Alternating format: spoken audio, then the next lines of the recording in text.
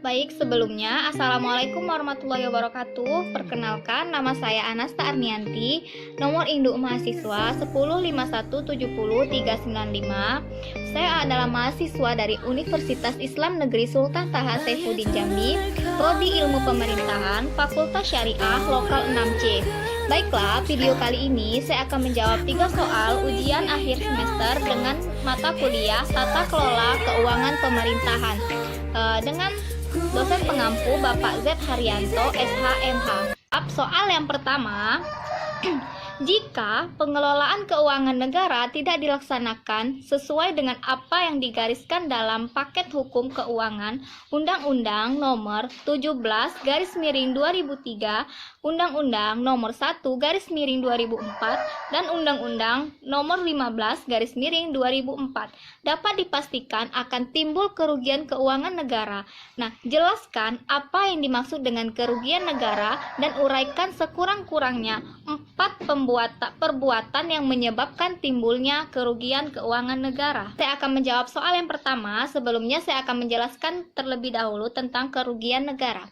Kerugian negara didefinisikan sebagai kekurangan uang, surat hak berharga dan barang yang nyata dan pasti jumlahnya sebagai akibat perbuatan melawan hukum baik sengaja maupun tidak sengaja. Dari definisi tersebut dapat ditarik unsur kerugian negara adalah adanya kekurangan uang, surat berharga dan barang. Kerugian itu nyata dan pasti jumlahnya. Kerugian itu diakibatkan dari perbuatan melawan hukum baik sengaja maupun tidak sengaja. Sehingga kerugian negara dikatakan telah terjadi jika terpenuhinya unsur-unsur kerugian negara tersebut. Artinya, kerugian negara dikatakan benar telah terjadi jika adanya pelaku atau penanggung jawab kerugian, yaitu bendahara atau pegawai negeri.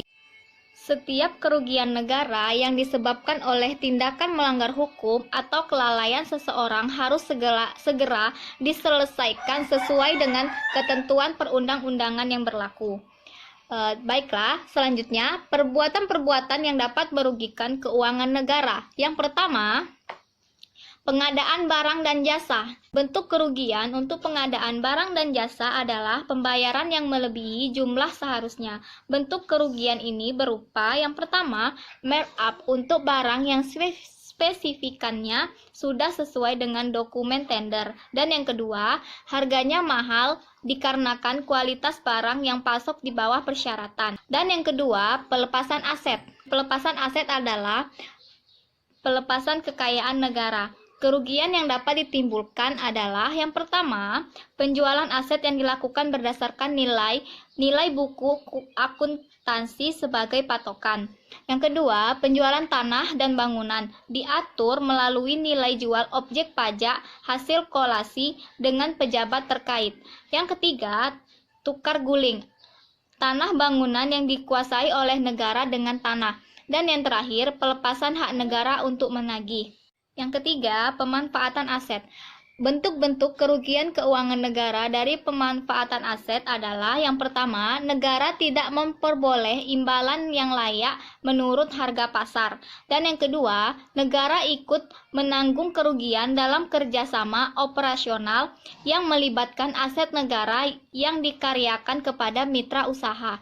Yang ketiga, negara kehilangan aset yang dijadikan jaminan kepada pihak ketiga dalam rangka kerjasama operasional atau kerjasama lainnya. Selanjutnya, yang keempat, penempatan aset. Penempatan aset merupakan penempatan atau investasi dari dana-dana negara. Kerugian keuangan negara terjadi karena kesengajaan penempatan dana-dana tersebut pada investasi yang tidak seimbang. Tidak jarang substansi penempatan aset sudah memperlihatkan unsur pembuatan melanggar hukum, meskipun seandainya diabaikan masalah imbalannya yang sangat rendah.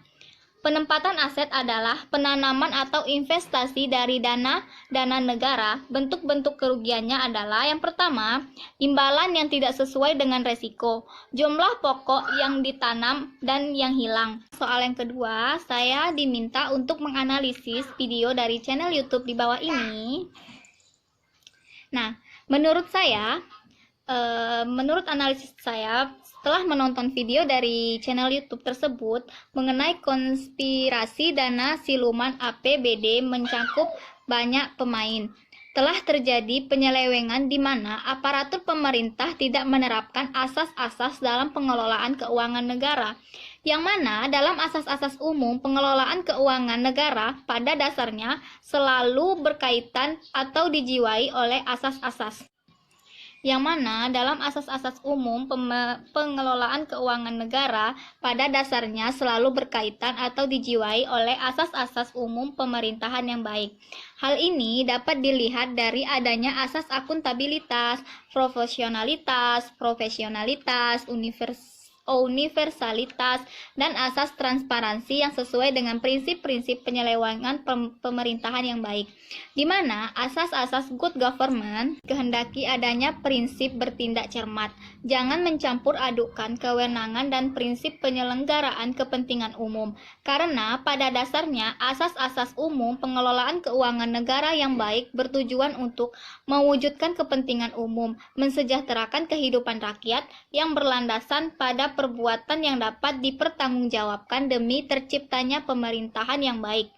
Namun, pada kenyataannya dalam video tersebut malah berbanding terbalik, di mana aparatur pemerintah tidak berpegang pada prinsip-prinsip pengelolaan keuangan negara.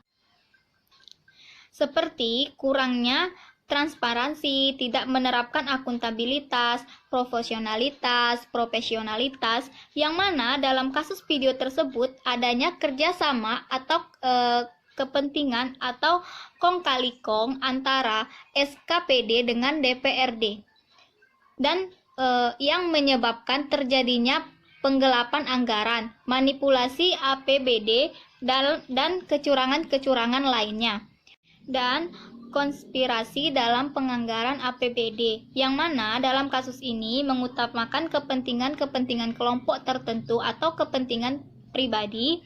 Jadi, kesimpulan dari kasus video tersebut bahwa aparatur pemerintah tidak menerapkan asas-asas tata kelola keuangan pemerintahan yang baik. Soal yang terakhir, pandemi COVID-19 terjadi adalah cobaan atau titik uji bagi kita semua. Di Indonesia, dalam perspektif pengelolaan keuangan negara, pemerintahan pusat hingga pemerintahan daerah telah mengambil langkah-langkah dalam penanggulangan pandemi ini. Pertanyaannya adalah, apa yang akan saudara lakukan jika Anda adalah seorang kepala pemerintah pemegang kekuasaan atas pengelolaan keuangan negara sebagai bagian dari kekuasaan pemerintah? Jika saya menjadi seorang kepala pemerintah pemegang kekuasaan atas pengelolaan keuangan negara sebagai bagian dari kekuasaan pemerintah, yang akan saya lakukan untuk menanggulangi pandemi COVID-19 ini fokus dengan upaya pencegahan masuknya virus corona ke wilayah Indonesia, antara lain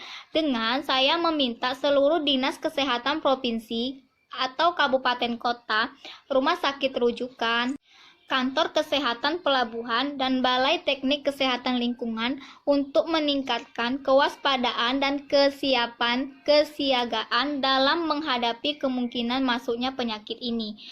Selanjutnya, memberikan APD atau alat pelindung diri untuk masyarakat, contohnya memberikan hand sanitizer, masker, dan menyemprotkan penyemprotan untuk antivirus. Selanjutnya, menunjuk sedikit 100 rumah sakit untuk rujukan, menghentikan seluruh penerbangan, membuka layanan informasi terkait dengan virus corona, dan memberikan bantuan-bantuan untuk masyarakat yang kekurangan biaya untuk hidup karena ketidakadaan pekerjaan lagi, dan mengurangi gaji ASN untuk penanggulangan COVID-19 ini.